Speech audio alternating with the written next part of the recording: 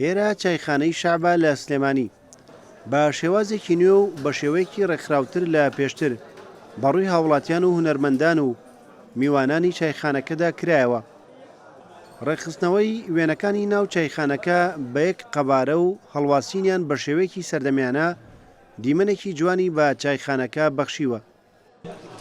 چەندی خزمەت بکرێ هێشتا کەمە، چکە تەنها ئەوەی ماوەتەوە بۆ ئێمە شەعب و لەگەڵ بەردەکی سەرایە کە ئەڵێ ئەڕۆین بۆ شەعب یعنی دێین بۆ سلێمانی، یعنی شەعب نمونەی سلێمانیە، خۆشەویستی سلێمانیە، ئەوەی لە دەروی وڵاتێ هەریە بۆ سلێمانی، ئەوەی لە شارانەوەی هەریە بۆ شەعب.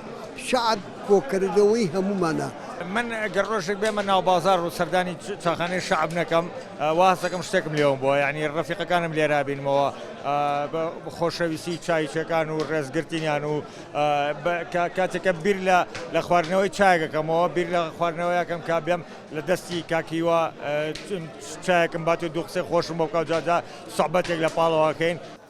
چایخانەی شەعب لەسەر ئەرکی دکتۆر لەتیف ڕەشید سەرۆکۆماری عێراق و لە ماوەی 4 مانگدا لەژێر سەرپەرشتی میدیاکار ڕەنج عەبدوڵڵا نۆژەن کرایەوە. لە نۆژەنکردنەوەکەدا جگە لە ڕووکاری ناوەوەی بیناکە وێنە کۆنەکانی ناو چایخانەکە دوای بە دیجیتاڵکردنیان بە ئامانەتەوە هەڵگیراون. زۆر سپاسی بەرز کاکتورتیفەکەی کاسا با نێژەکردنەوەی ئەم چاخانەیە بە گۆڕینی گڵۆب کارەبا و هەندی نوقسانی تر و دیزانی ئەم ڕسمانەش کە بوو بە یەک قیاس. زۆر سپاسێکن هیواداری سەرکەوتوو بن، سپاسی هەموو کەسێکن ئەو کەسولانانی کە یەنە ئێرە کە نوێژێنەکەنەوە. لەم ڕووکارە نوێی چایخانەکەدا خانەی وێنەی ئەکتەر و هونەرمەند و نووسەر و ئەدیب و کەسایەتیە سیاسی و کۆمەڵایەتیەکان جیاکراونەتەوە.